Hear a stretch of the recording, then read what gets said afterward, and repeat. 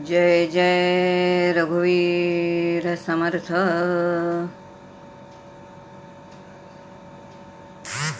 सदाशिव समारंभां शंकराचार्य मध्यमाम् अस्मद् आचार्य पर्यन्तां वंदे गुरुपरंपरां।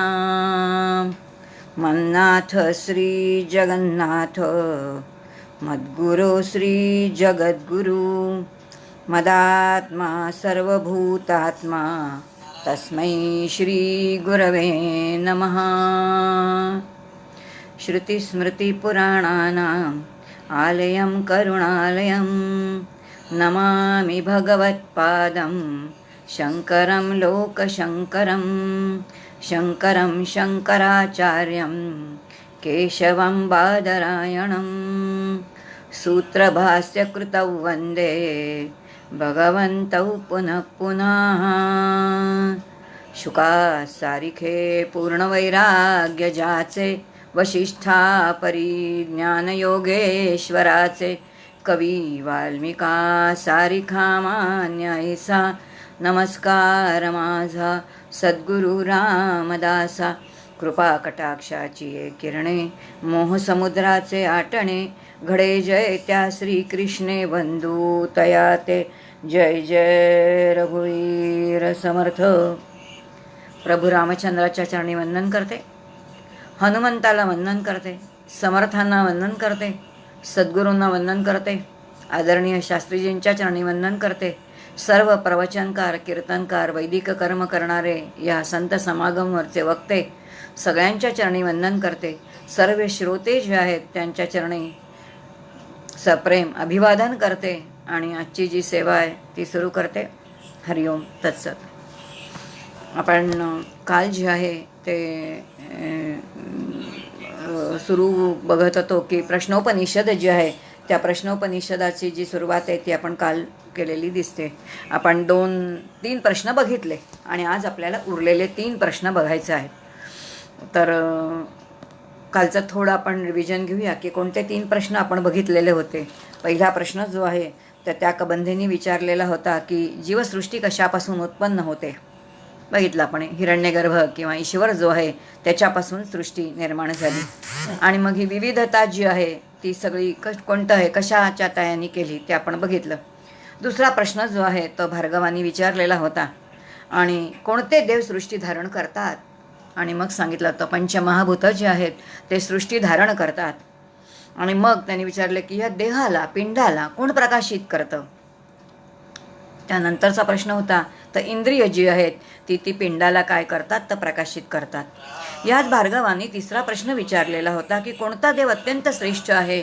तर प्राण हा जो आहे तोच देव जो आहे तो अत्यंत श्रेष्ठ आहे, हा दुसऱ्या प्रश्नाचं उत्तर होतं। आणि त्यानंतर तिसरा प्रश्न विचारलेला होता अश्वालयान यांनी की प्राण कशापासून उत्पन्न होतात। ब्रह्मापासून, काल आपण बघितलं आत्मा जो आहे त्याच्यापासून। आणि मग त्यांनी विचारलं की स्थूल देहामध्ये तो कसा काय येतो, कुठून शिरतो, काय शिरतो, वासनेनुसार कसा येतो तो आपण बघितला। आणि मग तो तिथे कसा राहतो तर तो आपल्या शक्तीचा विभाग करतो आणि एकच प्राण जो आहे ते कसे पंचप्राण म्हणजे झाले आणि उपप्राण झाले हा सगळा विषय बघितला। आणि हे जे पिंडामध्ये असणारे सगळे प्राण आहेत ते सगळे कसे आहेत तर बाहेरून कशा प्रकाराने म्हणजे जे ब्रह्मांडातले संपूर्ण पंचप्राण आहेत किंवा पंचमहाभूत आहेत ती आपल्यावरती कशा प्रकाराने काय करतात तर नियंत्रण करतात, हा सगळा विषय आपण काल बघितला। आता आपल्याला आज 3 प्रश्नांचा विचार करायचा आहे, त्यामुळे थोडं आपण भरभर जाऊ पण तरीसुद्धा नेमका विचार जो आहे तो करून घेऊ। चौथा प्रश्न जो आहे तो गार्ग्य गोत्रातील सौर्यायणी यांनी विचारलेला आहे। आता तोच प्राणाच्या संदर्भात असलेला तो जो आहे की त्याला अनुसरूनच विचारलेला प्रश्न आहे। आणि आता त्यांनी विचारलेलं आहे भगवन कानी स्वप्नंती कानी अस्मिन् जागृती कतर देवः स्वप्नान पश्यती। प्रश्न विचारलाय बरं का।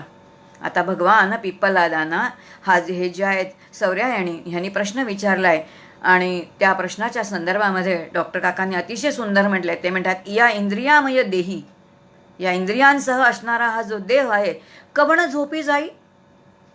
रात्री कोण झोपी जातं, कवण जागेपणी राही, कोण जाग राहतं निद्रा स्वप्नी. या निद्रा आणि स्वप्नामध्ये कोण जागं असतं आणि कोण झोपलेलं असतं एवढं मला समजावून सांगा. कारण आपल्याला रोज अनुभव आहे ना, आपण दररोज झोपायला जातो. प्रश्न विचारलाय आणि म्हणून त्या प्रश्नाचा अर्थ असा आहे की भगवान, माणूस झोपी जातो तेव्हा कोण कोण झोपी जातात, कुठला देव स्वप्न पाहतो, आणि जेव्हा स्वप्न पाहिलेले असतात, जेव्हा जागृत अवस्थेमध्ये कोण कोण झोपलेलं आहे, सर्व इंद्रिय एकंदर त्यांनी म्हटले की कोणामध्ये संप्रतिष्ठित असतात. आता प्रश्नाचा रोखच लक्षात येईल आपल्याला की या ठिकाणी आपल्याला सगळ्यांना 3 अवस्था नाही, आपल्या 4 अवस्था आहेत आपल्याला माहिती आहे. आणि आता या अवस्थांचा साक्षी कोण आहे, या अवस्थांमध्ये कोण जागं आहे, जागं असतं म्हणजे नेमकं काय असतं आणि झोपलेलं असतं म्हणजे नेमकं काय असतं, हे थोडक्यात आपण बघू आणि मग जरा पुढे जाऊया. आता लक्षात येईल की आपण जागे असतो आणि जागेपणी आपण रात्री झोपले. आपण काल एक थोडा धागा बघितला की जसा आदित्य रात्री विलयाला जातो म्हणजे सूर्य नाही, तेव्हा आपला उत्साह जो आहे ना, तो उत्साह सगळा कमी होतो आणि मग आपल्याला कुठेतरी झोपावं असं वाटतं. आपला सगळे जे आहेत ते आपण निस्तेज होऊन जातो, कारण सूर्य आकाशामध्ये आदित्य नाही. मग हे झोपावं असं का वाटतं? फार सुंदर त्याला शास्त्राने उत्तर दिले. शास्त्र असं म्हणतं, दिवसभर आपली इंद्रिय भोग भोगून भोगून भोगून भोगून थकून जातात आणि आता त्या इंद्रियांना भोग भोगण्याचं सामर्थ्यच राहिलं नाही की ती अत्यंत शिथिल होतात आणि आता त्यांना सुखाची आवश्यकता आहे. दिवसभर जे भोग भोगतात ते विषयांच्या निमित्ताने सुख मिळालेलं असतं आणि इंद्रियांना निर्विषय सुख मिळेपर्यंत आनंदच मिळत नाही. मग हे निर्विषय सुख कुठे मिळतं? निर्विषय सुख जिथे मिळण्याची सोय आहे, निर्विषय सुख प्रत्येक जीवाला पाहिजे, हे देण्याचं सामर्थ्य फक्त ईश्वराचं आहे. आणि मग ते जीवाला कुठं प्राप्त होतं? तर ते गाढ झोपेमध्ये म्हणजे सुषुप्तीमध्ये आहे. आता तिथे आत्यंतिक सुखाची दशा आहे ना. आपण थोडं जाऊया.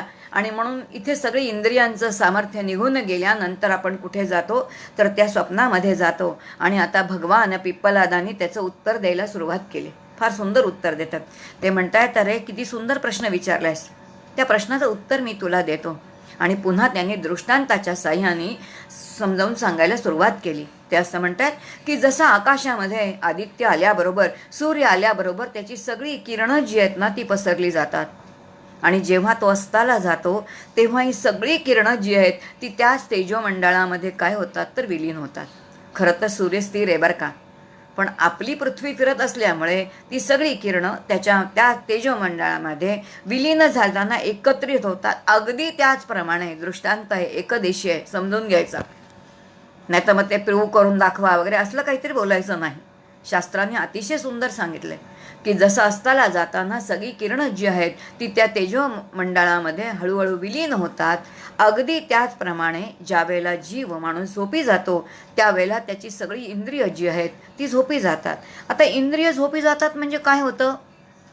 3 अवस्था आहेत. आपण थोडं समजून घेऊ आपल्या 3 अवस्था. जागृत अवस्थेमध्ये काय घडतं आणि सुषुप्तीमध्ये म्हणजे गाढ झोपेमध्ये काय घडतं. जागृत अवस्थेमध्ये, कारण पुढचा प्रश्न त्यांनी विचारलाय की ज्या वेळेला आपण झोपलेलो असतो त्यावेळेला कोण जागं असतं आणि स्वप्न बघणारा कोण आहे, असे 2 प्रश्न आहेत, त्याच्यामध्ये उपप्रश्न आहेत. आणि म्हणून पहिल्यांदा आपण बघू की ज्या वेळेला आपली सगळी इंद्रिय गाढ झोपलेली असतात त्यावेळेला शरीररूपी नगरामध्ये कोण जागं आहे, तर प्राणाग्नी जो आहे तो जागा आहे.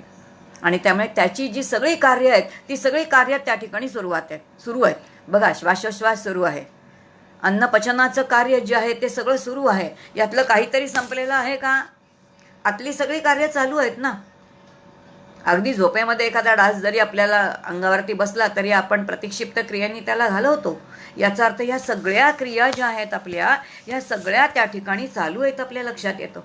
आणि म्हणून प्राणाग्नी जो आहे ना तो या ठिकाणी जागा आहे असं सांगितलंय. आणि म्हणून जीव झोपे मनेसी, कुठं झोपतो, कोण झोपतं, कोण झोपणारं कोण आहे, तर असं सांगितलेलं आहे की इथे झोपणारं कोण असेल तर जीव झोपणारा आहे. आणि म्हणून जीव झोपे मनेसी, कुठे झोपतो तो? याचा अर्थ ही सगळी इंद्रिय कुठं येऊन लीन होतात, तर ती मनापाशी. म्हणून जीव झोपे मनेसी, जाग तरी प्राणाग्नीसी. याच देहामध्ये जो प्राणाग्नी आहे तो मात्र कसा आहे, तर तो जागृत आहे. जयाची ऊर्जा अहर्निशी चालवी देह. ज्या प्राणाग्नीची ऊर्जा जी आहे ती दिवस आणि रात्र जीवाला मिळते आणि म्हणून हे प्राण सतत कार्य करतात. ही इंद्रिय जी आहेत ती सतत कार्यरत आहेत, हे सगळं सांगितलेलं आहे. आणि म्हणून समान जो आहे तो सतत श्वास जो आहे तो चालू ठेवलेला आहे. आणि हा जो श्वास चालू ठेवलेला आहे, आतमध्ये चाललेल्या सगळ्या चयापचयाच्या ज्या क्रिया आहेत त्या सगळ्याला यज्ञ म्हटलेले आहे. बघा, एक एक प्रकारचा तो यज्ञ आहे. प्रत्येक वायूचा तो यज्ञ कसा आहे तो काल सगळा विचार आपण कसा बघितलेला आहे, तर अत्यंत सविस्तरपणाने तो विचार आपण काल पाहिला. पण आज आपण आधी पहिल्यांदी 3 अवस्था म्हणजे काय ते बघूया. म्हणजे मग हा प्रश्नाचा रोख जो आहे ना तो आपल्याला कळेल. आपली जी इंद्रिय आहेत ती प्रामुख्याने आपली 14 इंद्रिय आहेत. ही 14च्या 14 इंद्रिय ज्या वेळेला बहिर्मुख असतात तेव्हा त्याला जागृत अवस्था असं म्हणतात. मग ही 14 इंद्रिय कोणती आहेत आपली?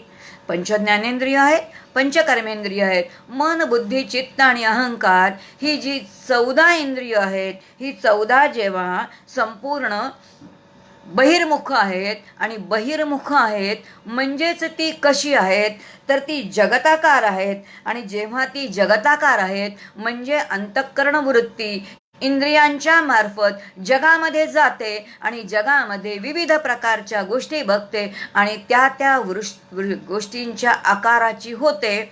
तेव्हा त्या जगतातल्या विविध गोष्टींचं आपल्याला ज्ञान होतं. हे ज्ञान वृत्ती ज्ञान आहे.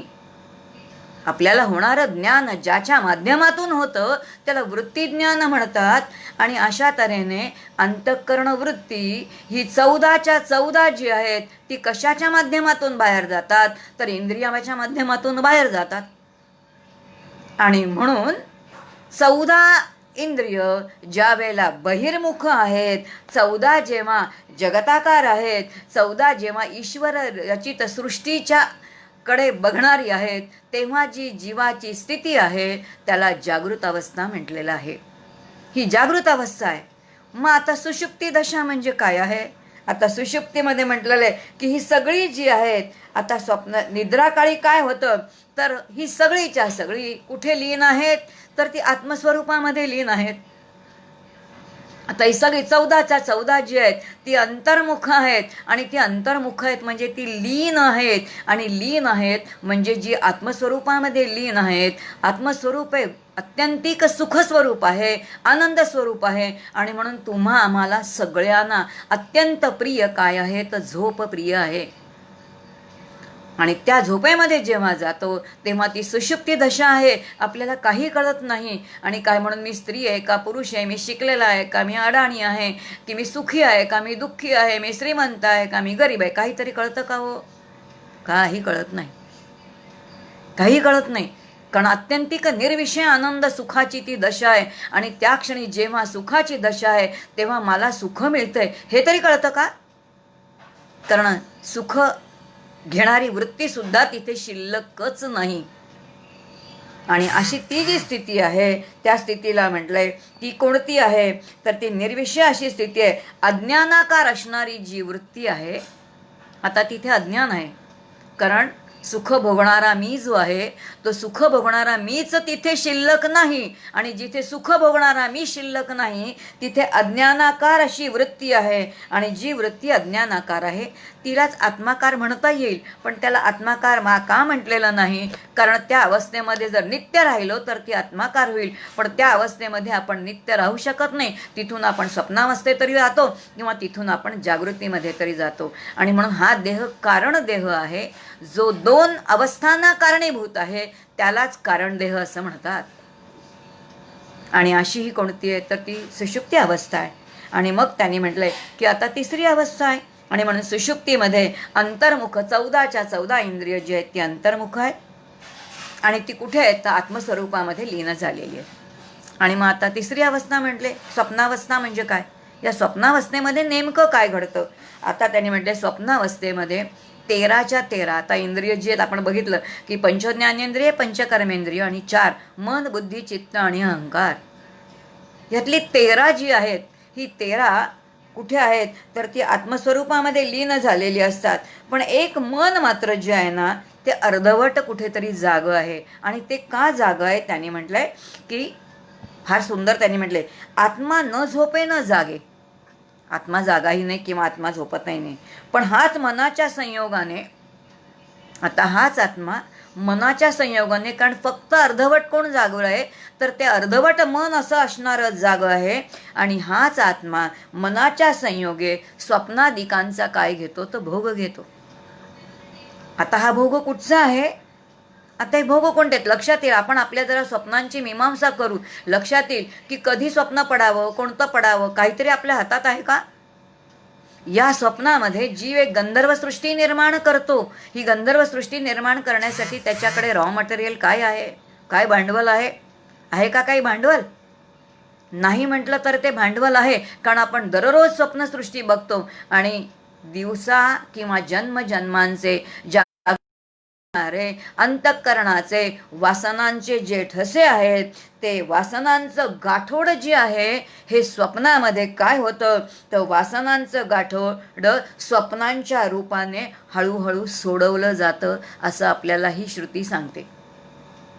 काय सुंदर विचार आहे. याचा अर्थ स्वप्नावस्थेमध्ये जी एक गंधर्व सृष्टी आम्ही निर्माण करतो, या सगळ्या तुमच्या आमच्या वासनाच आहेत, ज्या सगळ्या अंतःकरणाचे ठसे आहेत, जे कधी आम्ही त्यांना बाहेर येऊ दिलेलंच नाही, दाबून ठेवल्यात आतमध्ये सगळ्या. आणि मग जेव्हा काहीच नसतं तेव्हा त्या कधीतरी काय येतात तर उफाळून येतात. आणि अशा तऱ्हेने हा जो आहे तो हा ही संपूर्ण स्वप्नावस्था आहे. आणि म्हणून तिन्ही अवस्था ज्या आहेत त्या तिन्ही अवस्था कशा आहेत त्या समजावून सांगितल्या. आणि मग त्याने म्हटले की आता स्वप्न बघणारा कोण आहे? आता स्वप्न बघणारा एकमेव असणारा ते आत्मतत्वच आहे ना, तो तिथे असलाच पाहिजे.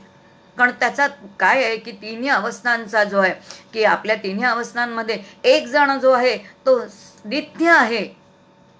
आता मला स्वप्नामध्ये खूप भूक लागली तर स्वप्नामध्ये जेवावं लागेल की जागृतीमध्ये जेवावं लागेल? हो,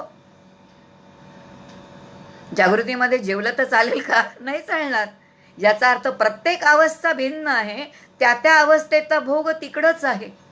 आणि म्हणून स्वप्नावस्था भिन्न आहे, जागृत अवस्था भिन्न आहे, आणि सुषुप्ती जी आहे तीही अत्यंतिक भिन्न आहे. आणि त्या सुषुप्तीमध्ये विलक्षण आनंद आहे, पण तिथे अज्ञान आहे. आणि अज्ञान जरी असलं तरी सुद्धा जेव्हा आपण झोपेतून उठतो, उठल्याबरोबर आपण सहज म्हणतो, वा किती मला छान गाढ झोप लागली होती. याचा अर्थ मला गाढ झोप लागली हे कुणाला कळलं? माणसाला त्याचीच स्मृती आहे, ज्याचा त्याला अनुभव आहे. मग या गाढ झोपेचा, या सुषुप्तीचा अनुभव घेणारा कोणीतरी तिथे असलं पाहिजे.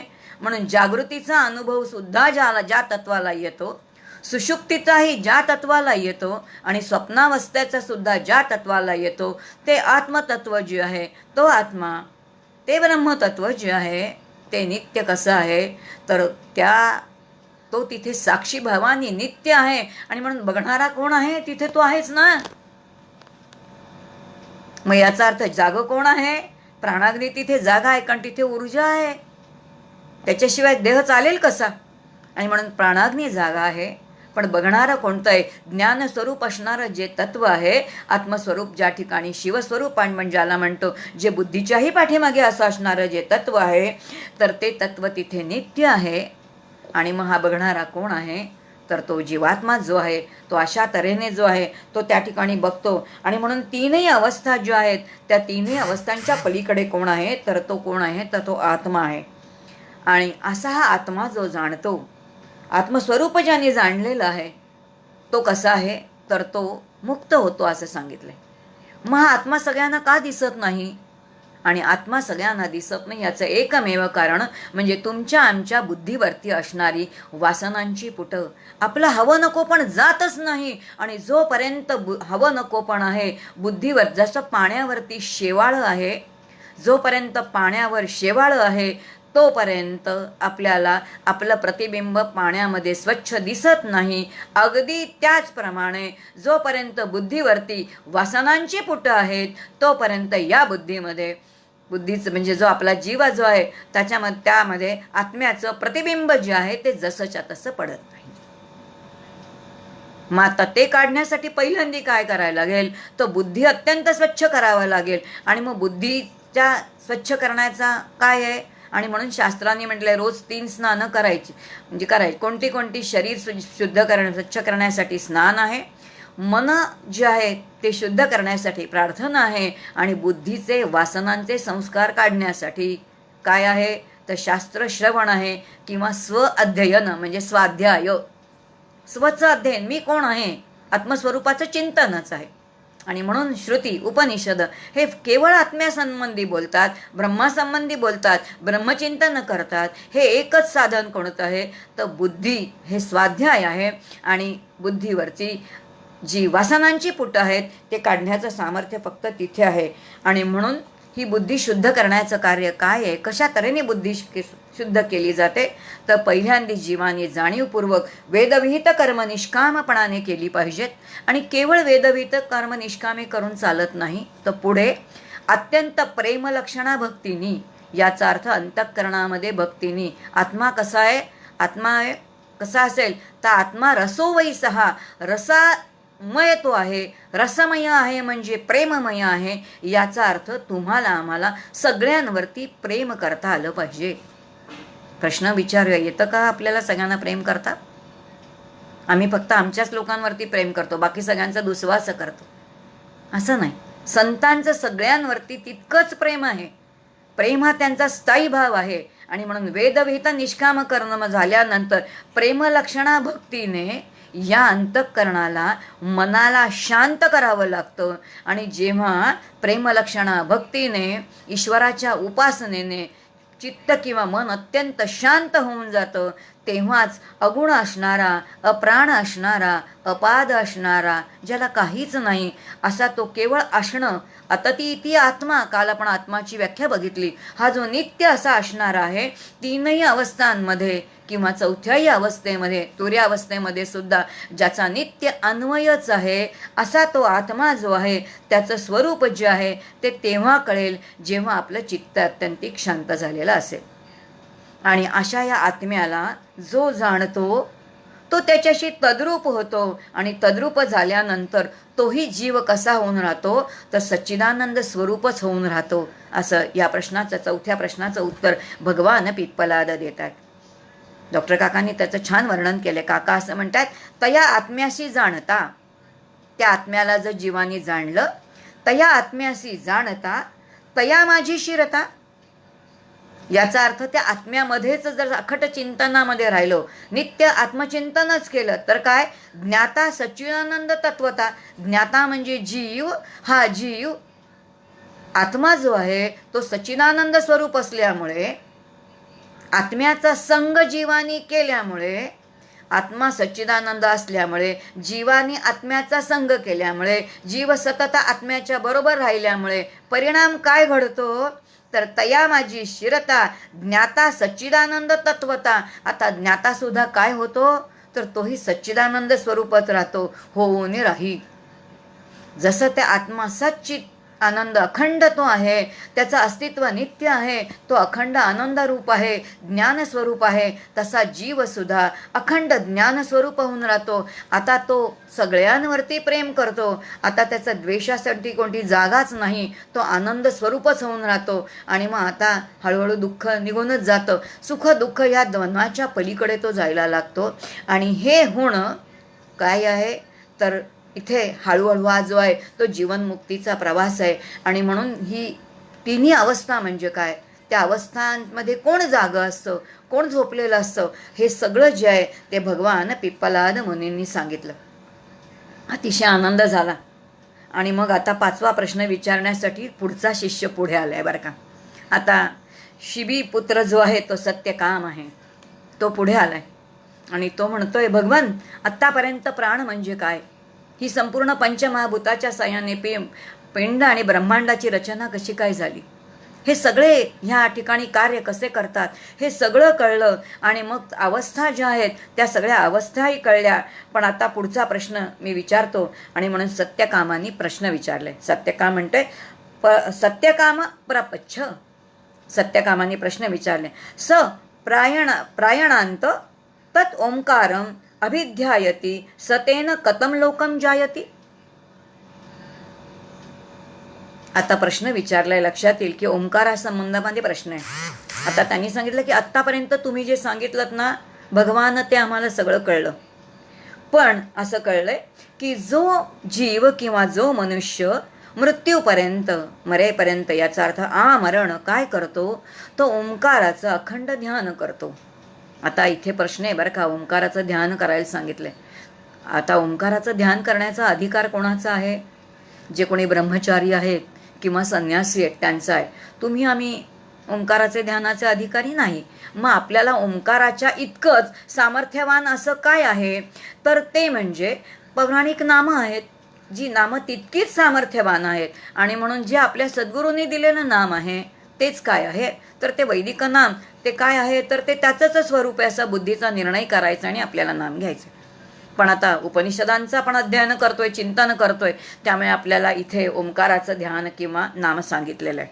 प्रश्न विचारलाय की जो मनुष्य किंवा जो जीव ओंकाराचं आमरण काय करतो, चांगल्या प्रकाराने ध्यान करतो, तो कोणत्या लोकामध्ये जातो किंवा तो कोणत्या लोकाला जिंकतो, प्रश्न विचारला. कारण हे 6 जण आपण बघितलं, हे 6 जण सुशिक्षित आहेत, त्यांनी अभ्यास केलेला आहे. 1 वर्षभर पिप्पलाद ऋषींच्या त्याच आश्रमामध्ये ब्रह्मचिंतन केलेलं आहे. त्यामुळे साधन जे आहे ते जाणीवपूर्वक करायचंय. यदेव करोती ज्ञात्वा, जाणीवपूर्वक करायला सांगितलंय. आणि जाणीवपूर्वक जे केलेलं आहे ते कसं आहे, तर वीर्यवत्तर भवती, याचा अर्थ ते श्रेष्ठ आहे. ते आपल्याला काय करतं, तर निर्भयतेकडे घेऊन जातं, अत्यंत श्रेष्ठतेकडे घेऊन जातं. म्हणून साधना जाणीवपूर्वकच करायची आहे ना. प्रश्न विचारला आता त्यांनी की या ओंकारामुळे, की जो अखंड ओंकाराचं ध्यान करतो किंवा ओंकाराचा जप करतो, तो कोणत्या लोकामध्ये जातो किंवा तो कोणत्या लोकाला जिंकतो, ते सांगा. भगवानांना अतिशय प्रश्न आवडला, आचार्यांना, आणि ते म्हणतायत की सांगतो मी तुला याही प्रश्नाचं उत्तर. आणि आता त्यांनी प्रश्नाचं उत्तर सांगायला सुरुवात केली की हे जो ओंकार आहे, हे ओंकार काय आहे. मुळामध्ये ओंकार आकार, उकार आणि मकार, उत्पत्ती, स्थिती आणि लय जो आहे त्याचा हा संपूर्ण काय आहे, तर त्या संपूर्ण ईश्वराचं जे कार्य आहे, म्हणजे जे मुळात ईश्वर निर्गुण आहे, जो शक्ती स्वरूप आहे. आपण त्याची कार्य बघितली की उत्पत्ती, स्थिती, लय, प्रवेश आणि प्रशासन, आणि विशेष कार्य म्हणजे प्रबोधन. असा करणारा जो ईश्वर आहे ना, त्याचं संपूर्ण ज्याला म्हणतो आलंबन, ते आलंबन काय आहे, तर ते आलंबन ओंकार आहे. आता हा ईश्वर कसा आहे, सगुण निराकार आहे. जो सगुण निराकार आहे, तो सगुण निराकार असलेला, तो त्याचा तो आपल्याला सगुण रूपात कधीच दिसणार नाही. मग सगुण कोणत्या रूपाने आहे, तो विश्वरूपानी, दृश्य जगताच्या रूपानी हा सगुण आहे. पण हा शक्ती स्वरूप असल्यामुळे हा कसा आहे, तर निर्गुण आहे.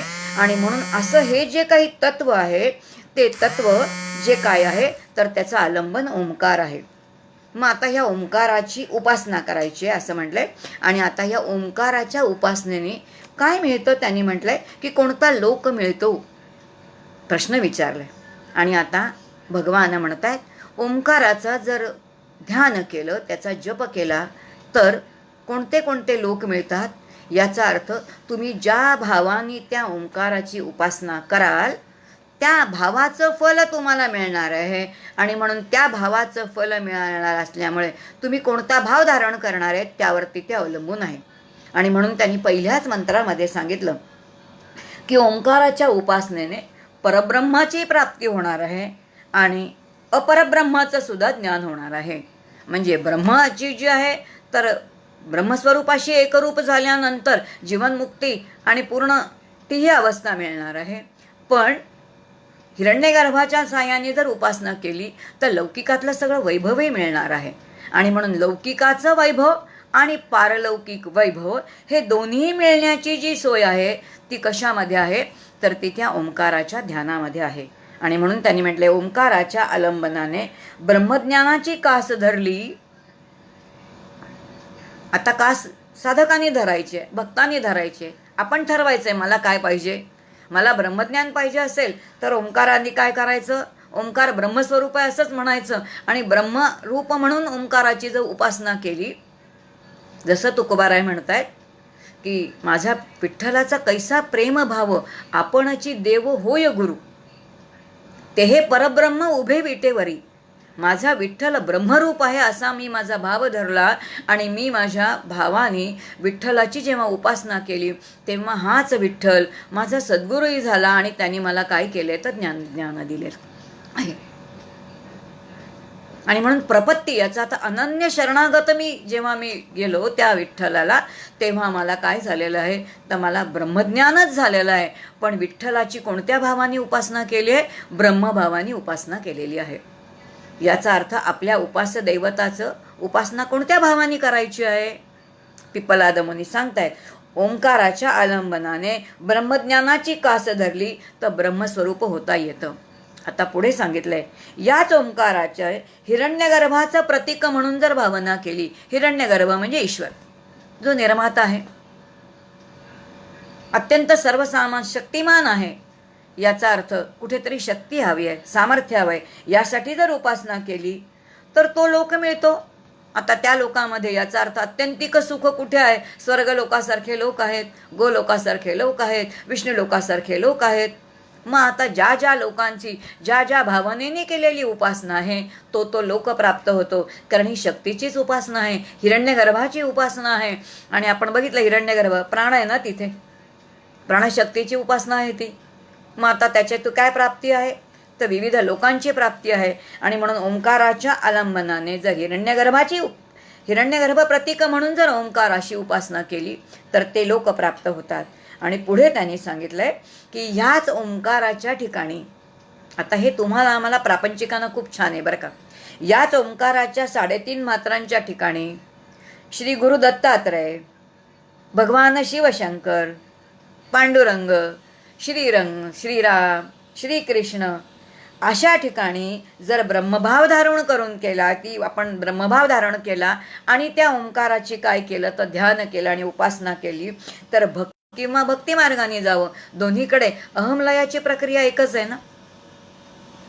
आणि म्हणून भक्ती योगाची सुद्धा साधना याच ओंकाराच्या साह्याने करता येते. आणि या भक्तीमध्ये खरं सांगायचं तर भक्तीमध्ये विलक्षण प्रेम आहे. आणि ज्याच्यावरती प्रेम आहे ते शिल्लक राहतं. आणि जो करणारा आहे त्याचं अस्तित्वाचं विलिनीकरण त्या आपल्या उपास्य दैवतामध्ये होऊनच जातं. आणि म्हणून तो साधा सोपा पिप्पलिका मार्ग तुमच्या आमच्या प्रापंचिकांसाठी सांगितलेला सोपा मार्ग आहे. की अर्थात सोपा वाटला तरी तो अवघडच आहे, कारण भक्ती तो कठीण सुळावरील पोळी आहे. म्हणून ती वाटायला जरी सोपी वाटली तरी प्रत्यक्षामध्ये ती सोपी मात्र निश्चित नाही. पण तीनही मार्गामध्ये या ओंकारावरती काय करता येईल तर भावना करून त्याचं ध्यान आणि उपासना करता येते असं सांगितलंय. आणि मग त्यांनी म्हटलंय की हाच ओंकार जो आहे तो कसा आहे, तो अजन्म आहे. आता जो जन्मालाच आलेला नाही, आता जो जन्माला आला मग तो अजन्म आहे, मग तो काय अजर आहे, मग आता तो अमर पण आहे. मग जन्माला आला नाही म्हणून तो त्याला मृत्यूही नाही आहे.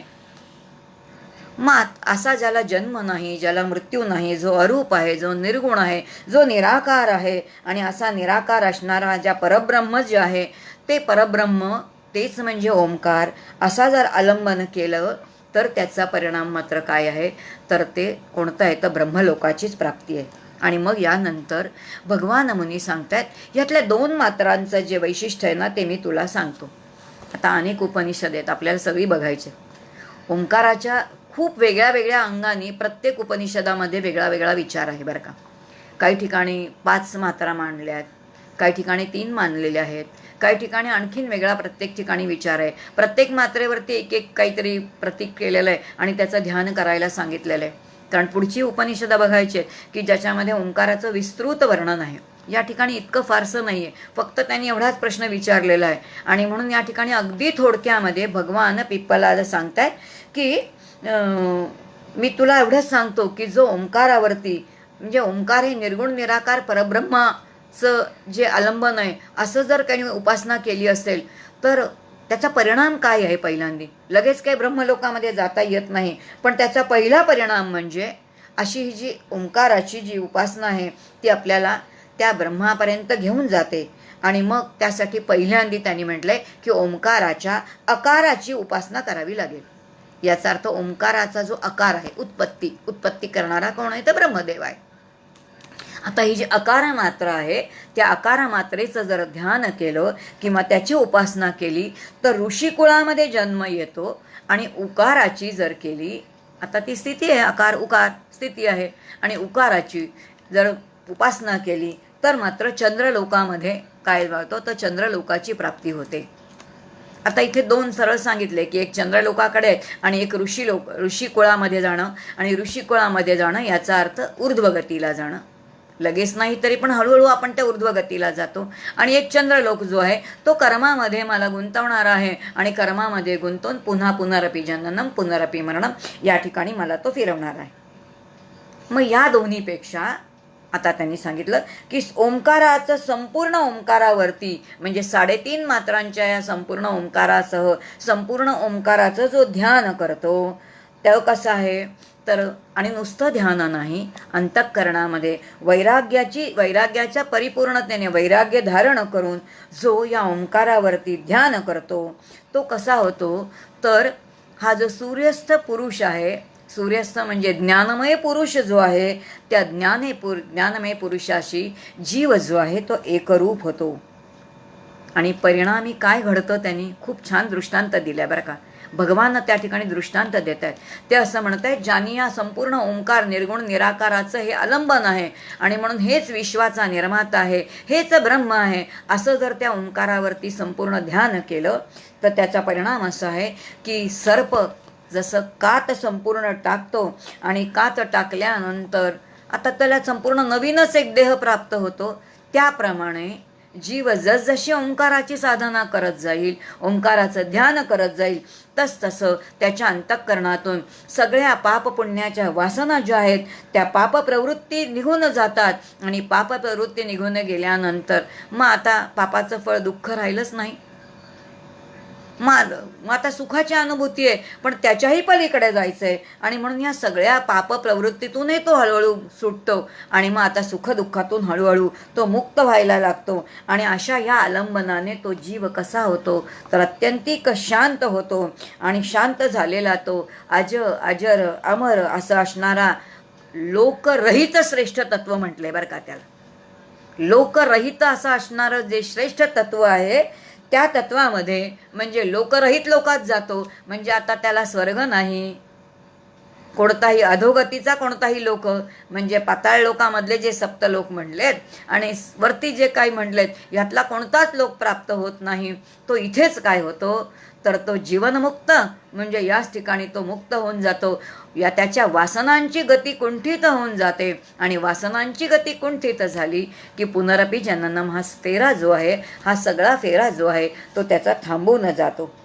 आणि असा तो कसा जातो तर तो जन्म आणि मृत्यूच्या पलीकडे जातो.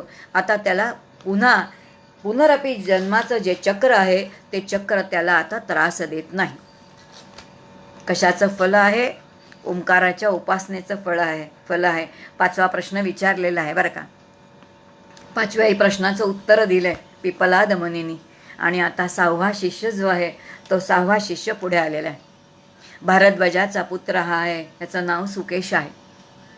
वेगवेगळ्या ठिकाणून आलेले आहेत सगळीजण, आहे वेगवेगळ्या देशातून आलेले आहेत.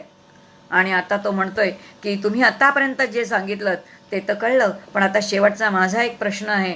आणि तो प्रश्न सांगताना लक्षात येईल की हा स्वतः ज्ञानी आहे, हा नुसता ज्ञानी नाही, हा ऋषिकुळातला आहे. हा ऋषिकुळात असणारा ह्याच्याकडेही काही विद्यार्थी येत आहेत आणि त्या विद्यार्थ्यांना तो किती प्रामाणिक आहे याचा अर्थ आपले ऋषीमुनी किती प्रामाणिक होते त्याचं ते मासलं आहे बरं का, त्याचा नमुना तो आहे. आणि त्या प्रश्नामध्ये त्यांनी प्रांजळपणे कबूल केलेलं आहे की मी काय आहे ते. आणि असा तो म्हणतोय की कौशल देशाचा तो म्हणतोय की हा जो भारद्वाजाचा पुत्र असणारा सुकेशा तो आता भगवान पिपलाद आचार्यांकडे आलाय. आणि तो म्हणतोय की एकदा कौशल देशाचा राजकुमार हिरण्यनाभ जो होता, या हिरण्यनाभाने काय केलं तर तो माझ्याकडे आला आणि त्यांनी मला एक प्रश्न विचारला. आणि तो प्रश्न काय विचारला की हे भारद्वाजा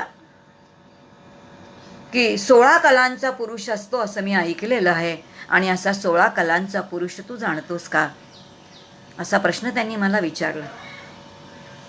आणि मी त्याला उत्तर दिलं की असा 16 कलांचा पुरुष जो आहे तो मी जाणत नाही. जर मी जाणत असतो तर ते मी तुला नक्की सांगितलं असतं. आणि हे मी तुला सत्य सांगतोय. कारण मी जर असत्य बोललो तर जो असत्य बोलतो ना तो सर्व बाजूनी काय होतो, तो वाळून जातो. याचा अर्थ जो असत्य बोलतो त्याला जीवनामध्ये यश मिळत नाही. सर्व बाजूनी काय म्हटलं की सर्व बाजूनी वाळून जातो. याचा अर्थ सगळीकडून काय होतं, त्याची अधोगती होते. स्वतःचं हा सुकेश जो आहे शिष्य तो कबूल करतोय की माझ्याकडे एक जण आला, त्यांनी प्रश्न विचारला आणि मी त्यांना स्पष्ट सांगितलं की मला या प्रश्नाचं उत्तर नाहीये. आणि मग आता तोच प्रश्न मी तुम्हाला विचारतो. आणि प्रामाणिकपणे सुकेशाने तो प्रश्न विचारलाय. आणि आता भरद्वाजांना तो म्हणतोय तन्त्वाम पृच्छामी. आणि तोच प्रश्न मी तुम्हाला काय करतोय, आता भगवान विचारतोय. क्व असौ षोडश कलशम पुरुषम इति. हा 16 कलांचा पुरुष कोण आहे, हा कृपा करून तुम्ही मला सांगाल काय. आणि असा हा पुरुष कुठे असतो, हा कोण आहे, एवढं जर तुम्ही मला सांगितलं तर माझ्यावरती कृपा होईल असं सांगितलंय. आणि मग आचार्यांना आनंद झालाय. ते म्हणतायत की सांगतो तुला हे सुकेशा. त्यांनी असं म्हटलंय की ज्याच्यापाशी 16 कलांचा प्रादुर्भाव होतो तो पुरुष कुठे आहे, तर तो पुरुष बाहेर कुठेही नाही.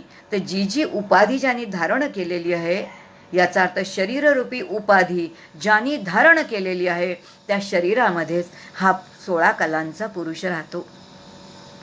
भागवतामध्ये उल्लेख येतो बरं का, खूप छान उल्लेख येतो भागवतामध्ये. ज्यावेळेला विश्वाची उत्पत्ती झाली म्हणे, ज्यावेळेला विश्वाची उत्पत्ती झाली त्यावेळेला पहिल्यांदी कसली उत्पत्ती केली म्हणे, की ब्रह्मदेवाची उत्पत्तीच केली. आणि ब्रह्मदेवाची हिरण्य जो पहिला अवतार आहे तो हिरण्य अवतार म्हटलेले. हिरण्य अवतार म्हणजे हिरण्याचा गोळा असं म्हटलेले. भागवतातली ती भाषा वेगळी आहे बरं का, ती भक्तीची भाषा आहे, ती आपण इथे लावूया नको. पण त्यानंतर त्यांनी म्हटले की 16 कलांनी ब्रह्मदेव निर्माण केला. हा ब्रह्मदेव निर्माण केल्यानंतर कसा केला, तो भगवान नारायणाच्या नाभीतून आला, कमलाच्या नाभीतून आला असं म्हटलंय. आणि त्यांनी पहिल्यांदी 4 बाजूंना बघितलं.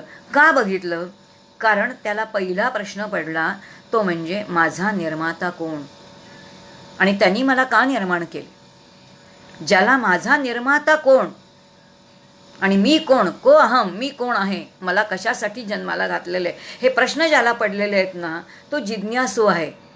आणि म्हणून तो चतुरानंद झाला. आणि तुम्ही आम्ही सगळे कसे आहोत, आपण सगळे दशाननच आहोत. कारण या 10 इंद्रियांनी आपण अखंड भोगत असतो. पण आपल्याला कधी प्रश्नच पडत नाही की मी कोण आहे आणि मला इथे कशासाठी पाठवलेलं आहे, मला इथून सुटायचं आहे, असा प्रश्न पडतो का तुम्हाला, आम्हाला नाही ना पडत. असा प्रश्न कोणाला पडलाय, ब्रह्मदेवाला पडलाय. कारण 16 कलांनी नारायणाने त्याची उत्पत्ती केली असं भागवत आहे आपल्याला सांगतं. प्रश्न तोच विचारला इथे, 16 कलांचा पुरुष म्हणजे कोण आहे ते मला सांगा. आणि आता उत्तर देत आहेत भगवान पिपलाद म्हणतायत, हे सुकेशा, ज्याच्यापाशी 16 कलांचा प्रादुर्भाव होतो ना तो पुरुष कुठे आहे, तर तो या शरीरामध्येच आहे. आणि सांगताना म्हटलंय हा पुरुष 16 कलांचा 16, हा पुरुष कलांचा 16 या देही असे सगळा. हा 16 कलांचा पुरुष या देहामध्ये संपूर्ण आतमध्ये व्यापून राहिला. ही देहीची असे सगळा, या देहामध्ये संपूर्ण तोच 16 कलांचा पुरुष भरलेला आहे. परी केले तयापासून निराळा. आता ज्या पुरुषांनी याची निर्मिती केलेली आहे असा तो पुरुष जो आहे ते सगळं ह्यानीच निर्माण केलं, त्याच्यामध्येच तो राहतो. पण तरी सुद्धा तो त्याच्यापासून वेगळा आहे.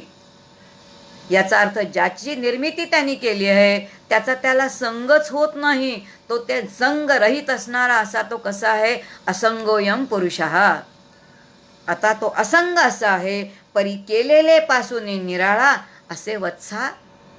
अरे बाळा, जरा जाणून घे, ज्याने हा देह बनवला असा तो संपूर्ण जो ज्ञान स्वरूप असा असणारा तो आहे, तोच हा या 16 कलांच्या देहामध्ये आहे.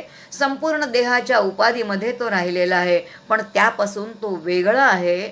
आणि म्हणून एकाही या उपाधीचा त्याला संग नाही असं सांगितलंय तिथे. आणि मग त्यांनी म्हटले की हा जसा शरीरामध्ये आहे, मग शरीरामध्ये ह्याचे काही तुकडे पडलेले आहेत का, अंशांशी असा भेद त्याच्यापाशी नाही. जसं आपण वृक्ष बघतो, वृक्ष बघितल्यानंतर त्याचं बीज आहे, बीजाचं बीज पण गेल्यानंतर त्याचं मुळं आहेत, फांद्या आहेत, पानं आहेत, फुलं आहेत, फळं आहेत, कळे आहेत, हे सगळं एकच तत्व आहे. हा जो वेगळे वेगळेपणा आहे हा तसा म्हणजे त्या एका झाडाचे हे सगळे अवयव म्हणजे अंश आहेत असं आपण म्हणतो, तसं या पुरुषाचे अवयव आहेत का? याचे असे अवयव नाहीत. हा एकमेव अद्वितीय असा आहे. यामुळे याचा खंड होत नाही, याचे तुकडे होतच नाहीत. जसे कितीही मडकी किंवा माठ तयार केले, कितीही रांजण तयार केले, तरी रांजणाच्या आतमध्ये आकाश आहे, रांजणाच्या बाहेर आकाश आहे. आतल्याला आपण मठाकाश म्हणतो, बाहेरच्याला आपण महदाकाश म्हणतो. जे सूक्ष्म जे आकाश तत्व त्याची जर अशी आत तेही कशाला स्पर्श करत नाही, तर त्याच्याही पलीकडे सूक्ष्म असणारं असं जे आत्मतत्व ब्रह्मतत्व आहे त्याचा या देहाशी काही संग होईल काय? ते निसंग आहे ना. मग असा तो निसंग असा असणारा तो कुठे आहे? तर तो कुठे आतच आहे. म्हणून येथे अंश अंशी भाव नाही. दृश्य व्यक्तीच्या मागे आता सांगायला सुरुवात केली. याचा शोध कसा घ्यायचा जाणून घे.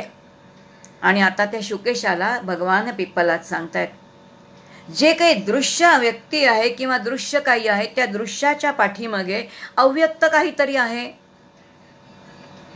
आता जे जे डोळ्याने दिसतंय ते डोळ्याने दिसणारं फक्त नाम आणि रूप आहे, पण त्याचं अस्तित्व नावाचं एक वेगळं आहे. मनुष्य असेल तर मनुष्याचं मनुष्यत्व, पशुचं पशुत्व.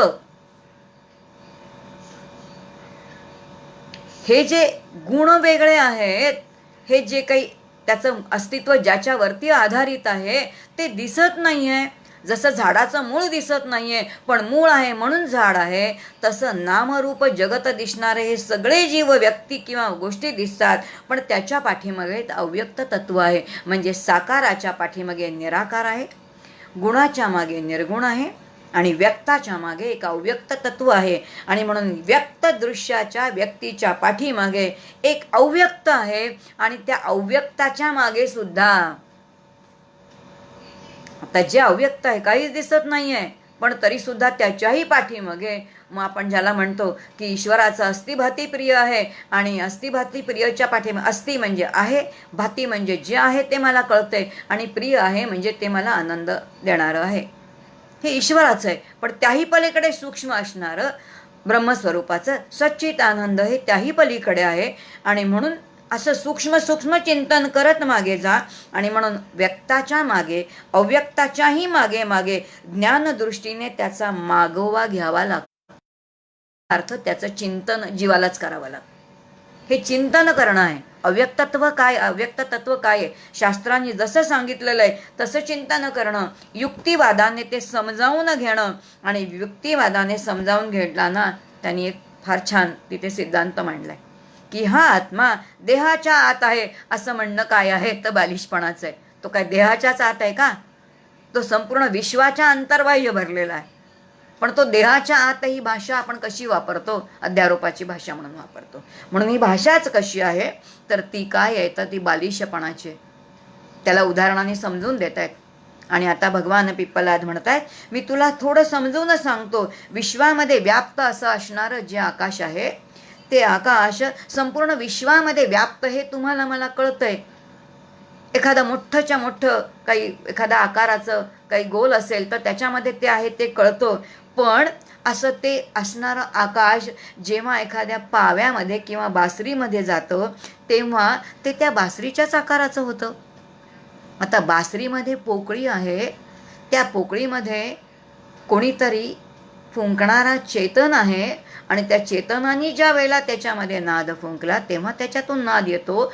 पण त्या पोकळ अशा पाव्यामध्ये जेव्हा आकाशतत्व शिरतं तेव्हा ते तेवढ्याच आकाराचं होतं आणि जेव्हा त्या मोठ्या आकारामध्ये शिरतं तेव्हा ते त्या आकाराचं होतं.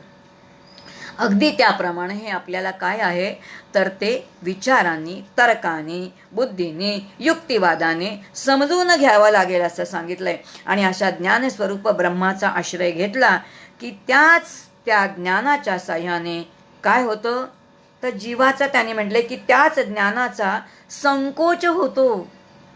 याचा अर्थ ते ज्ञान जे संपूर्ण ब्रह्मतत्व जे संपूर्ण व्यापक बनलेलं आहे आणि ते जेव्हा एखाद्या उपाधीमध्ये शांत होतं म्हणजे मर्यादित होतं, आणि मर्यादित होतं म्हणजे ते छोटं झाल्यासारखं. जसं आपण आत्ता म्हणतो की माझा एक देह आहे, तुमचा एक देह आहे, प्रत्येकाचा देह आहे आणि प्रत्येकाच्या देहामध्ये तेवढं आकाश आहे आणि त्या आकाशाच्या पलीकडे काय आहे तर आत्मतत्व आहे किंवा ब्रह्मतत्व आहे. ते ब्रह्मतत्व जेव्हा शांत झालं तेव्हा ते आत्मा झालं, आणि आत्मा झालं म्हटल्यानंतर ते कसं झालं, जीव म्हणून त्याचा संकोच झाला. आता ते छोटं झालं ना, संकोच याचा अर्थ ते संकुचित झालं. आणि मग आता ते संकुचित झाल्यानंतर आता ते वाचं, पण तरी सुद्धा ते मूळ संकुचित नाही, ते कसं आहे ते व्यापकच आहे. हे आपल्याला बुद्धीचा निर्णय करून समजून घ्यावं लागेल. आणि हे जेव्हा समजून घेऊ तेव्हा जीवाचं येणं जाणं जे आहे ना, ते जीवाचं येणं जाणं संपेल. आणि जेव्हा जीवाचं येणं जाणं संपलेलं असेल तेव्हा आपल्याला ह्याच्यासाठी काय करायला लागेल, ते जे जे रूप आहे त्या रूपाच्या पाठीमागे काय आहे त्या तत्वाचा वेध घ्यायला लागेल. आणि मग याच ब्रह्माने काय केलेलं आहे तर हे ब्रह्मतत्व काय आहे, त्यांनीच प्राणाला निर्माण केलं. ईश्वर त्यांनीच निर्माण केला. ईश्वराने प्राण त्यांनीच निर्माण केले. ईश्वराने प्राण निर्माण केले आणि म्हणून ईश्वराला निर्माण करणारं कोण आहे तर ते ब्रह्मतत्वच आहे. आणि त्यांनीच काय केलेलं आहे तर त्या प्राणाला निर्माण केलंय. आणि म्हणून प्राण हिरण्यगर्भ कोण आहे तर तो समष्टीचा प्राण आहे. आता हे समजून घ्यायला लागेल. समव्यक्ती आणि समष्टी. समष्टीचा प्राण याचा अर्थ तुम्ही आम्ही जो घेतोय तो आपला श्वास आहे, पण माझा श्वास, तुमचा श्वास, लक्षावधी लोकांचा म्हणजे कोट्यावधी लोक आहेत, त्या कोट्यावधी लोकांचा श्वास, हत्तीचा श्वास, हरिण जातीचा श्वास, नंतर काय आपण ज्याला म्हणतो कावळा जातीचा श्वास, हे जे जे 84 लक्ष योनी आहेत त्या प्रत्येकाचा श्वास चालू आहे. आणि ह्या प्रत्येकाचा श्वास म्हणजे 84 लक्ष योनींचा जेव्हा श्वास चालू आहे तेव्हा ह्या प्रत्येकाचा जो प्राण आहे तेव्हा तो समष्टी प्राण म्हणजे काय आहे तर तो हिरण्यगर्भ आहे. हिरण्यगर्भ तत्व समजून घेणं आहे, ईश्वर तत्व समजून घेणं आहे, समजावून सांगतायत भगवान. आणि हे सगळं जाणून घे. आणि मग असा तो व्यक्तीचा जो श्वास वेगळा आहे आणि समष्टीचा जो आहे, आणि म्हणून व्यक्ती समष्टी आणि व्यष्टी समष्टी परमेष्ठी समर्थांच्या जीवनाचं सूत्र आहे बरं का. समर्थांनी त्यांच्या जीवनाचं सूत्र दिले, व्यष्टी समष्टी परमेष्ठी. आधी व्यष्टी जी आहे तिला या गोष्टी सगळ्या कळल्या पाहिजेत, व्यक्ती सुधारली पाहिजे. व्यक्ती सुधारली की ती समष्टीमध्ये म्हणजे समाजामध्ये जाते आणि मग ती काय करते तिथे ते तत्व बघते. आणि आधी व्यक्तीला व्यष्टीला आपल्या आतमध्ये परमात्मे तत्व कळतं, तेव्हा त्याला समष्टीमध्ये ते आहे कळतं. आणि मग काय करतं, समष्टीमध्ये काय आहे तर परमेष्ठी आहे. आणि हाच परमेश्वर माझ्या अंतर्बाह्य नव्हे तर समाजामध्ये सुद्धा अंतर्बाह्य भरून राहिलेलं आहे, विश्वामध्ये अंतर्बाह्य भरून राहिलेलं आहे ते कळतं. हे समर्थांच्या जीवनाचं सूत्र आहे. किंबहुना प्रत्येकाचं ते तसं असलंच पाहिजे असं शास्त्रांनी सांगितलेलं आहे. तोच विचार आपल्याला भगवान पिप्पलाद मुनी समजावून सांगतायत. आणि ते म्हणतात प्राणाला प्राणपण देणारं कोण आहे तर ब्रह्मच आहे. आणि ह्या ब्रह्मच जेव्हा आपल्या शरीरामध्ये शांत झाला तेव्हा तो अंतरात्मा झाला. आणि अंतर म्हणजे आत, आपल्या या देहाच्या उपाधीच्या आतमध्ये असणारा तो अंतरात्मा. आत्मा म्हणजे अतती इति जो नित्य आहे, चारही अवस्थांमध्ये ज्याचा अन्वय आहे असा तो आत्मा, तिथे तो नित्य आहे. आणि तो अंतरात्मा म्हणून तो काय आहे तर तो नित्य आहे. आणि म्हणून पंच ज्ञानेंद्रिये, पंच कर्मेंद्रिये, पंच महाभूते ह्या सगळ्यांवरती कोणाचं नियंत्रण असेल तर त्या नियंत्रणासाठी आपल्याला असं वाटतं की या सगळ्यांचा राजा, मी इंद्रियांचा राजा कोण आहे तो मन आहे. पण मन जो आहे तो हा 16 कलांचा पुरुष कोण आहे. आणि आता 16 कलांचा पुरुष सांगितलंय बरं का.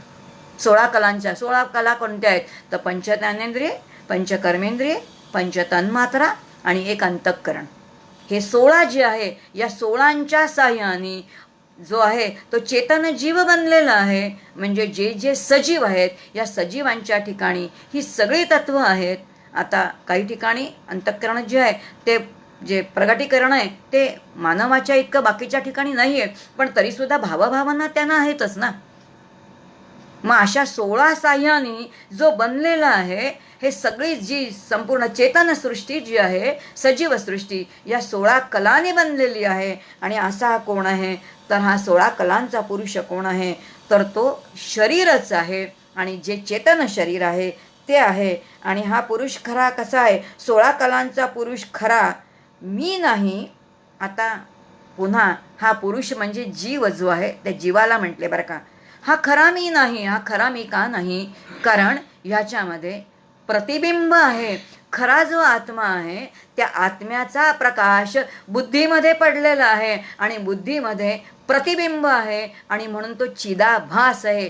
चितचा ज्ञानाचा आभास आहे. प्रत्यक्ष ते तत्व ते नाही. आणि म्हणून हा कसा आहे? तोतया मी आहे. खरा मी शिव आहे. आत्मा जो आहे तो खरा मी आहे. ब्रह्मतत्व खरं मी आहे. पण त्याचा बुद्धीमध्ये पडलेला प्रकाश जो आहे ना तो प्रकाश म्हणजे तो तोतयामी आहे. कारण तो प्रकाश तो चिदाभास आपण म्हणतो. आणि चिदाभास जो आहे त्यालाच जीव म्हटलेलं आहे. आता बरेच वेळेला प्रश्न पडतो बरं का आपल्याला, मृत्यू येतो म्हणजे नेमकं काय घडतं? मृत्यू येतो म्हणजे काय? आपला अनुभव आहे बरं का. एखाद्याकडे आजूबाजूला कोणी गेलेलं असतं आणि आपण तिथे मृत्यूला त्यांच्याकडे त्या अंतप्रसंगी जातो. गेल्यानंतर बघतो की ते शव तिथेच पडलेलं आहे आणि सहज आपण ते घरातले लोक म्हणतात, अहो मगाशी होते हो पण आत्ता गेले. आता मगाशी होते आणि आत्ता गेले याचा अर्थ त्यातलं कोण गेलं? शरीर दिसतंय.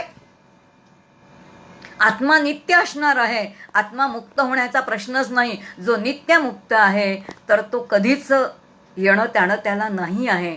आणि तो खरा मी आहे हे जो जाणणारा आहे. मग कोण गेला? आभासात्मक मी गेला. याचाच अर्थ त्या आत्म्यापासून ज्या उपाधीने मला भिन्न केलं ती तेजतत्वाची बुद्धी, तो प्राण म्हणजे त्या तेजतत्वाची बुद्धीतला प्राण निघून गेल्यानंतर बुद्धीची क्षमता आत्म्याचा प्रकाश घेणारी कमी कमी झाली. आणि म्हणून आता बुद्धी जी आहे ती तेजतत्वाची असल्यामुळे जसं ती प्रकाश कमी घेते तेव्हा त्याचं काय झालं? शरीर गरम आता होणं, थंड थंड व्हायला लागलं. आणि म्हणून बुद्धी जी आहे तो बुद्धीतला विशेष प्रकाश निघून गेला. याचा अर्थ सामान्य आत्मा आहे, विशेष आत्मा निघून गेला. आणि विशेष आत्मा निघून गेला याचा अर्थ बुद्धीत पडलेलं जे प्रतिबिंब, ज्या प्रतिबिंबाला तुम्ही आम्ही मी जीव जीव जीव असं म्हणतो, प्रमाता म्हणतात, त्यालाच ध्याता म्हणतात. हा जो ध्याता, हा जो प्रमाता, हा जो जीव, तो जीव जाणं आहे. पण त्याच्यामधलं आत्मस्वरूप जे आहे ते जातही नाही आणि ते येतही नाही. तो नित्य आहे आणि म्हणून आभासात्मक आहे. आभासात्मक कारण तिथे आभास आहे, मी आहे असं मला वाटतंय पण खरं मला अस्तित्वच नाही आहे. आणि हा प्रतिबिंबरूप मी आहे. आणि म्हणून देह मृत्यू कोणाला आहे? केवळ 4 देहाला मृत्यू आहे. स्थूल देहाला मृत्यू आहे, सूक्ष्म देह वासनांचा आहे. एवढा जर प्रवास झाला, आपण वासना निर्मूल झालं तर जीवनमुक्तापर्यंत जाऊ, नाहीतर वासना आरूढ होणारच आहेत आणि पुढे आपल्याला घेऊन जाणारच आहेत. कारण देह आणि महाकारण देह याला मृत्यू आहे. पण प्रत्यक्ष आत्मस्वरूपाला यातलं काही नाही. आणि म्हणून अंतरात्मा नित्य आहे. नद्या जसा सागरामध्ये सहज विलीन होतात तसा हा 16 कलांचा पुरुष आत्मस्वरूपामध्ये विलीन झाला तर त्याचं अस्तित्वच शिल्लक राहत नाही. आणि असं जर त्याचं अस्तित्व शिल्लक राहत नाही, जो आत्मस्वरूपामध्ये अंतरात्म्यामध्ये स्थिरावलेला आहे तो स्वतः अमर होतो. आणि याच देहामध्ये तो असतानाच काय होतो तर तुकोबाराय ज्याला म्हणतायत आपुले मरण पाहिल्या मी डोळा, ही अवस्था जी आहे ही त्यालाच कळू शकते. आणि म्हणून या देहामध्ये असतानाच या देहाची पूर्णपणाने अनासक्ती त्याला आहे. आणि म्हणून तो मृतच आहे, शरीराची आसक्ती नाही. त्यामुळे जगाकडूनही काही अपेक्षा नाही. जगाने चांगलं म्हणावं अशी अपेक्षा नाही, वाईट म्हणावं अशी अपेक्षा नाही. आणि असा कसा या देहामध्ये असताना कोण आहे तर जागा कोण आहे तर नित्य जागृत असणारा, ज्ञानस्वरूप असणारं ते आत्मतत्व, ते ब्रह्मतत्व नित्य जागृत आहे. आणि असा जाणणारा जो आहे तो त्याच स्वरूपात होतो. एवढं सगळं ऐकलं आणि आता काही शिष्यांना अतिशय आनंद झाला. कारण कळलं की मी काय आहे, की मला मृत्यू कोणाला आहे? आता माझ्या शरीराला मृत्यू आहे, पण या शरीराच्या आतमध्ये जो शरीरी आहे ना त्या शरीराला मृत्यूच नाही. आणि जेव्हा शरीरीला मृत्यू नाही असं कळलं तेव्हा तो शरीरी खरा मी आहे, मग मलाच मृत्यू नाही. जर मला मृत्यू नाही तर आता भीतीचं कारण काय? मग निर्भयता आली. जिथे निर्भयता आहे तिथे शांती आहे, जिथे शांती आहे तिथे तृप्ती आहे. हे सगळे जे काही आहेत हे सहज पदरी या साही शिष्यांच्या पडले. आणि पडल्यानंतर साही शिष्य अंतरंगातून अतिशय शांत झाले. आणि शांत झाल्यानंतर त्या साही जणांनी आता आचार्य पिप्पलादांच्या चरणी काय घेतलेली आहे? लोळण घेतलेली आहे. आता ते त्या सद्गुरू रूपी त्या पिप्पलादा भगवान आचार्यांची स्तुती करतायत. आणि स्तुती करताना ते म्हणतायत की आम्ही अविद्येच्या सागराच्या ऐल तीराला होतो. या अविद्येच्या सागराच्या ऐल तरापासून भगवान आपण आम्हाला कुठे नेलंय? तर त्या पैल तीराला नेलंय. आणि आमचा जन्म मरणाचा फेरा जो आहे ना तो तुम्ही चुकवलेला आहे. अत्यंत कृतार्थ झालेले आहेत आणि आपण योग्य ठिकाणी आलोत असं ह्या साही शिष्यांना वाटते. आणि अशा तऱ्हेने हे जे 6 प्रश्न आहेत ते 6 प्रश्न त्या 6 शिष्यांनी विचारले. आणि असं हे प्रश्नोपनिषद आहे. आपण आता फक्त शेवटी 1-2 मिनिटामध्ये हे ज्या 6 शिष्यांनी आपण काय काय विचार केला त्याचा एक आढावा घेऊ. म्हणजे लक्षात येईल की या प्रश्नोपनिषदामध्ये आपण काय काय बघितलं. लक्षात येईल की पहिला प्रश्न जो कबंधींनी विचारला होता की जीवसृष्टी कशापासून निर्माण होते आणि ह्याचा निर्माता कोण आहे? आणि म्हणून ब्रह्मतत्व मूळ असणारं, ज्याला एकोम बहुश्याम स्फुरण झालं. हे स्फुरण म्हणजे हिरण्यगर्भ किंवा ईश्वर तत्व. मग ईश्वराने ती काय कशा साह्याने निर्माण केली? तर त्यांनी जो प्राण आणि रई ह्याच्या साह्याने काय केलेलं आहे? तर ह्या संपूर्ण या विश्वामधली विविधता सृष्टी निर्माण केलेली आहे. दुसरा प्रश्न विचारलाय भार्गवानी की सृष्टीचे हे देव जे आहेत कोणते देव सृष्टीचं धारण करतात? तर त्याचं उत्तर दिले पंचमहाभूत. मग कोणता देव शरीराला प्रकाशित करतात? ते इंद्रिय आहे. आणि कोणता सगळ्यात श्रेष्ठ देव कोणता असेल? तर तो प्राण आहे. असा प्रश्न भार्गवानी विचारला. तिसरा जो शिष्य आहे तो आश्वालायन आहे. त्यांनी प्रश्न विचारलाय की प्राण कशापासून उत्पन्न होतो? ब्रह्मापासूनच उत्पन्न होणार आहे. मग या स्थूल देहात तो कसा शिरतो? कसा येतो? वासनांनी येतो. कुठून येतो तर आपण बघितलं ब्रह्मरंध्रातून तिथून येणार आहे. स्वतःच्या शक्तीचा विभाग करून तो कसा कार्यरत होतो? एखादा राजा जसा आपल्या अधिकाऱ्यांना काम वाटून देतो तसा हा प्राण आपल्या सगळ्या उपप्राण आणि प्राणांना सगळं कार्य वाटून देतो सांगितले. चौथ्या प्रश्न जो आहे तो त्या सौर्यवर्णाने विचारलेला आहे की कोणती इंद्रिय निद्रिस्त होतात? ती ज्ञानेंद्रिय, कर्मेंद्रिय आणि जे आहेत तर ते अंतःकरण जे आहे. जागृत कोण आहे? तर प्राण जो प्राणाग्नी आहे तो जागृत आहे. कोणता देव स्वप्न बघतो? तर अंतःकरणातलं मन जे आहे ते जे आहे ते स्वप्न बघणार आहे किंवा अंतःकरण मन बघणार आहे. मग गाढ झोपेचं सुख कोणाला होतं? तर जीवाला होतं. या जीवाला अत्यंतिक सुख होतं. आणि मग सुषुप्ती दशा म्हणजे काय ते पण आपण बघितलं. जागृतीमध्ये 14 जी आहेत ती तत्व बहिर्मुख आहेत, जी जगताकार आहेत. सुषुप्तीमध्ये ती कशी आहेत? तर सुषुप्तीमध्ये ती अज्ञानाकार आहेत. आणि स्वप्नामध्ये ती कशी आहेत? तर ती मनाकार आहेत. गंधर्व सृष्टीची ती निर्माण झालेली आहेत ती बघितलं. आणि मग 5वा प्रश्न सत्यकामाने विचारलाय की ओंकाराच्या चिंतनाने कोणता लोक मिळतो? तर तो ब्रह्मलोक मिळतो असं सांगितलेलं आहे. आणि 6वा प्रश्न जो सुकेशाने विचारलेला आहे की 16 कलांचा पुरुष कुठे राहतो? तर याच शरीरामध्ये तो अंतरात्मा बनून राहतो. अशी उत्तरं या भगवान पिप्पलादाने दिले. आणि असं हे प्रश्नोपनिषद जे आहे त्या प्रश्नोपनिषदाचं चिंतन जे काही आम्ही केलं, ती सगळी केलेली सेवा ही सद्गुरूंचं जे काही माझ्या ग्रंथ होता त्या आधाराने केलेलं आहे. त्यांनी जे काही सांगितलेलं आहे तेच थोडक्यामध्ये सांगण्याचा प्रयत्न केलेला आहे. आणि म्हणून ही सगळी केलेली सेवा त्यांच्याच चरणी श्री गुरुरूपी रामाच्या चरणी समर्पित करते. इथेच थांबते. जय जय रघुवीर समर्थ.